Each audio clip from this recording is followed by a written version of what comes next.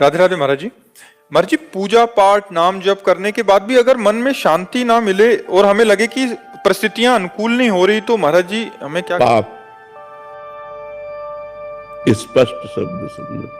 पूर्व का किया हुआ पाप आज जप करोगे, पूजा पाठ करोगे तो भी शांति नहीं मिलेगी जब तक वो नष्ट नहीं हो जाएगा। पूर्व का पाप नष्ट होते ही हृदय शीतल हो जाएगा, और जब तक वो नष्ट नहीं होगा तब तक वो ताप देता रहेगा, जलाता रहेगा। ये पाप है पूर्व के, इसलिए भजन करते रहो, शांति मिलेगी। आज नहीं तो कल मिलेगी, वो पाप नष्ट होंगे। भजन छोड़ दोगे तब तो बहुत काल तक चलना पड़ेगा।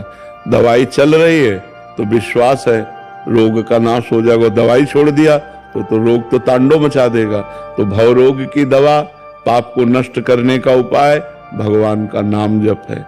नाम जप चल रहा है, हृदय जल रहा है, अशांति है, पर परिणाम में शांति मिलेगी, मंगल होगा। अगर नाम जप ही छूट गया तो फिर दवा छूट जाने पर रोग तो प्रबल हो ही जाएगा। तो इसलिए ये पाप का फल है, वो हमारे हृदय को जलाएंगे, उसी जलन से पाप नष्ट होंगे। इसलिए खूब नाम जप करते रहना चाहिए, और अवश्य भोगना पड़ता है, चाहे संत हो चाहे गृहस्थ हो। अगर पाप बन गया है तो बेइज्जती, अपमान, तिरस्कार, रोग, ये सब मिलता है। वो जलन होगी, वो नाना प्रकार की प्रतिकूलताएं आएंगी, उसी से तो हमारा पाप नष्ट होगा। दुख में पाप नष्ट होता है ना, जब हम अशांत होते हैं, दुखी होते हैं, तो पाप का दंड जो हमें भोगने को मिल रहा है वो हो जाता है। इसलिए नाम जप करो, खूब नाम जप करो, जरूर शांति मिलेगी। अमित कुमार जी, गुजरात से। राधे राधे महाराज। राधे राधे महाराज जी। महाराज जी, एक एकांतिक वार्तालाप में आपने मन को भगवान कहा था, और एक एकांतिक वार्तालाप में उसको आपने दुश्मन मानने को बोला। तो महाराज जी, इस बात में महाराज जी अंदर का जो स्वरूप है वही मन है, जिसको हम जैसा बनाना चाहें वैसा बन जाता है, यानी कि मन, आत्मा, सूक्ष्म शरीर ये सब एक ही हैं? वैसे तो एक के सिवा दूसरा कुछ है ही नहीं, पर जब विस्तार हो जाता है तो उसी को अलग अलग वर्णन करते हैं। कंस में भी वही भगवान है, एक परम महाभागवत देवर्षि नारद जी में भी वही भगवान है।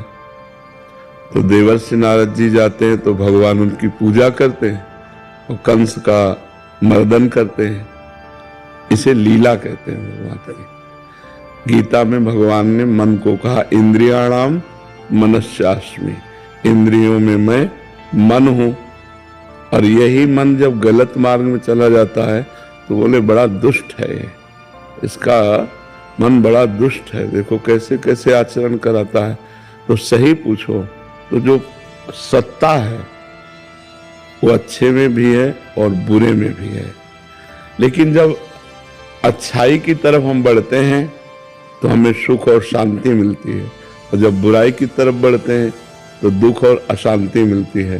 तत्व वही है, उसी से स्वर्ग बना है, उसी से नरक बना है, उसी से पापी बना है, उसी से महात्मा बना है, उसी से अच्छा बुरा सब कुछ वही बना हुआ है। जब ये ज्ञान हो जाता है तो जीवन मुक्त हो जाता है मनुष्य। पर ये ज्ञान करने के लिए ही ये चर्चा की जाती है कि वही मन भगवान है और वही मन पापी है। जब पाप के आचरण में चला गया तो पापी हो गया, और भगवान के मार्ग में चला गया तो भगवान हो गया।